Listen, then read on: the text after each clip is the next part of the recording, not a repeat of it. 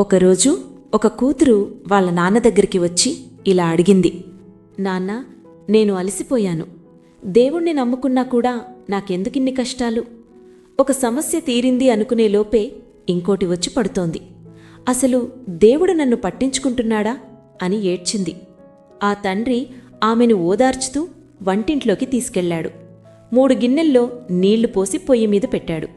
నీళ్లు మరుగుతుండగా మొదటి దాంట్లో బంగాళదుంప, రెండవ దాంట్లో కోడిగుడ్డు, మూడవ దాంట్లో కాఫీ పొడి వేశాడు. కాసేపయ్యాక వాటిని బయటికి తీసి కూతురుతో ఇలా అన్నాడు. అమ్మా, ఈ మరుగుతున్న నీళ్లే మన జీవితంలో వచ్చే శ్రమలు. ఈ 3 ఒకే శ్రమను అనుభవించాయి. కాని ఒక్కోటి ఎలా మారిందో చూడు. 1 బంగాళదుంప. ఇది వెయ్యకముందు గట్టిగా ఉంది, కాని వేడి తగలగానే మెత్తగా బలహీనంగా అయిపోయింది. అంటే శ్రమలు రాగానే విశ్వాసం